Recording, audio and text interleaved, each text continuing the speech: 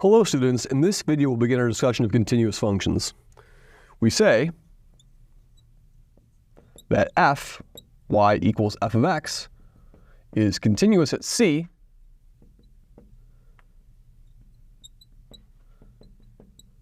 if the limit as x approaches c of f of x, I need this limit to exist, and I need this limit to be equal to f of c.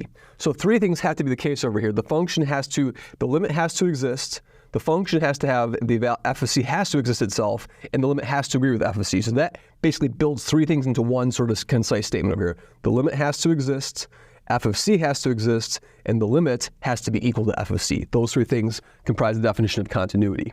And so let's see some examples of this. So example, we know that the function f of x, which is sine of x over x, is not continuous at 0, is not continuous at 0. Now you might say, well, why? I know that the limit exists. Well, the limit exists, I cannot formally, 0 is not in the domain of this function. And so 0 over here, so since x equals 0 is not in the domain, and that implies that f of 0 does not exist. So this is an example where it does not exist. I can take this function and turn it into a continuous function by the following modification though. If I do this, if I look at this other function, I'm going to call this function over here f capital of x, which would be an extension of my function, sine of x over x if x is not equal to 0.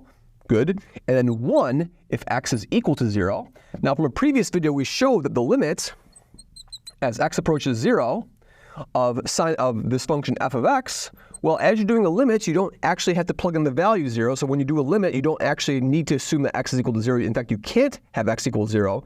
So this will be what? This is going to be the same thing as the limit as x approaches 0 of sine of x over x. And we saw in a previous video this limit is equal to 1. And that is exactly equal to what? That's exactly equal to f of 0. So this function f has the property that the limit as x approaches 0 of f capital of x is f capital of 0. And now this is exactly equal to our definition of continuity over here. So that is an example of showing that an example of a function that's not continuous at a point and being able to extend that function to be continuous.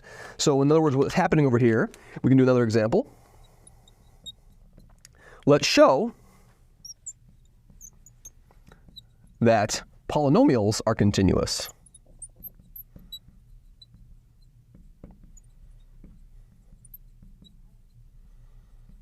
At any point. Okay, so let's recall what polynomials are. So polynomials have the following form. So a polynomial looks like this. So p of x is a polynomial, looks like a0 plus a1x plus all the way down to an x to the power n, where the a0 through an are just real numbers and the x is the variable here. And so we know from algebraic limit laws, by algebraic limit laws,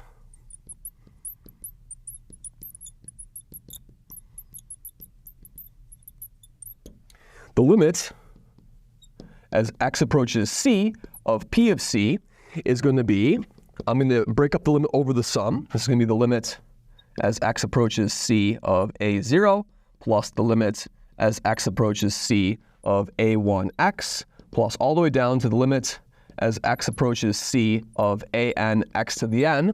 I can pull all those constants out, so this is just going to be what? This is going to be a0 plus a1, and then I have the limit as x goes to c of x. Well, as x goes to c, x just tends to c, so that will be a c. Likewise, the next term over here would be like an a2x squared. That would be a what? That would be an a2. And as x goes to c, x squared goes to c squared by the power law for limits. So that's going to be a c squared. All the way down to what? All the way down to an and then c to the power n by the algebraic limit laws. And so what is this? This is exactly equal to my function p evaluated at c. So this is going to be what? That should be an x over here, actually. So that c should be turned into an x, right? There we go, x. And this is exactly equal to what? P of c. That's the conclusion we wanted to draw. So in other words, the limit as x goes to c of p of x is equal to p of c, and that shows that polynomials are continuous at any point. Thank you very much.